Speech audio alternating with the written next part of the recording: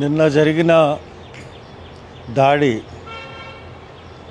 అత్యంత బాధాకరమైనది. ఉగ్రవాదులు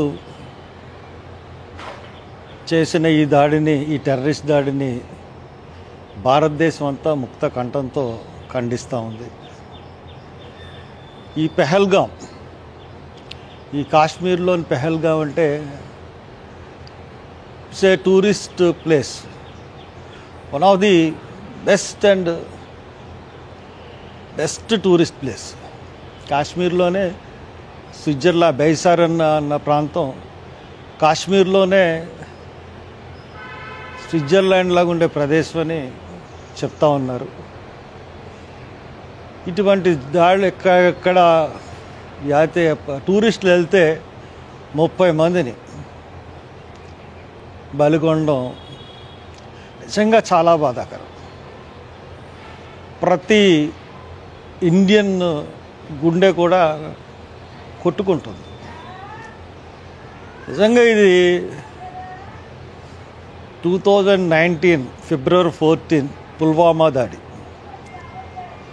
అప్పుడు కూడా హ్యూమన్ బాంబుతో అటాక్ చేసి 40 మంది సైనికుల్ని చంపేశారు ఉగ్రవాదులు. దానికి జైషీ మొహమ్మద్ ఆ రోజున ఆ దాడి చేసి 40 మంది సైనికులు కాశ్మీర్ హైవేలో మరీ చంపారు. అప్పటి నుంచి భద్రతా దళాలు చాలా కట్టుదిట్టంగానే ఉంటున్నాయి. కానీ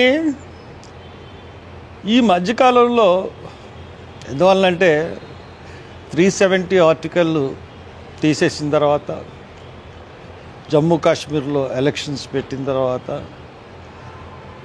రోజుకో ఎన్కౌంటర్ జరుగుతూనే ఉంది. మన సైనికులు కూడా చనిపోతూనే ఉన్నారు.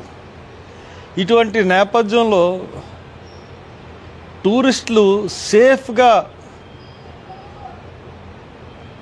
భావించి వెళుతున్న ఈ తరుణంలో కేంద్ర ప్రభుత్వం చాలా టూరిస్టులకి భద్రత కల్పించాల్సిన బాధ్యత కేంద్ర ప్రభుత్వం మీద ఉంది.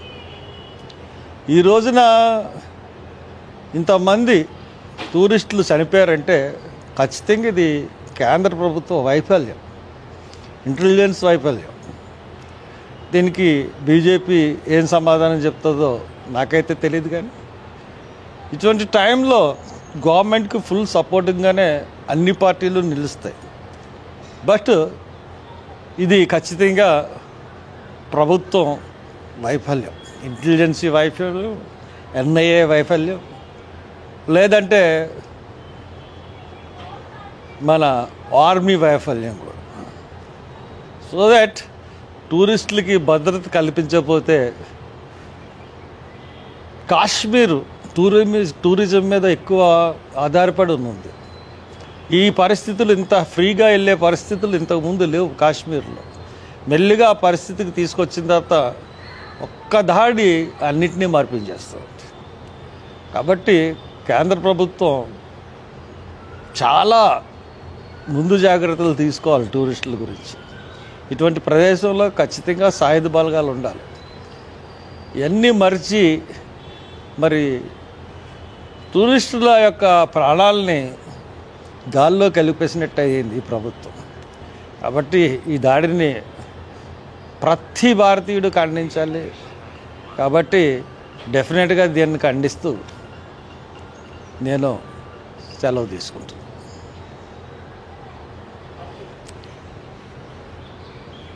Second video. I strongly condemn the brutal attacks in Jammu and Kashmir. Why attack on tourists?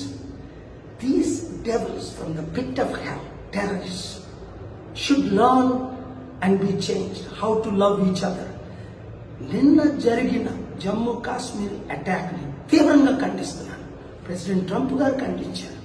ప్రపంచమంతా శాంతిగా ఉండాలంటే మనలో ప్రేమ పుట్టుకు రావాలి. కనుక ఈ వీడియోని అందరికీ షేర్ చేయండి. Let us love one another. Thank you very much.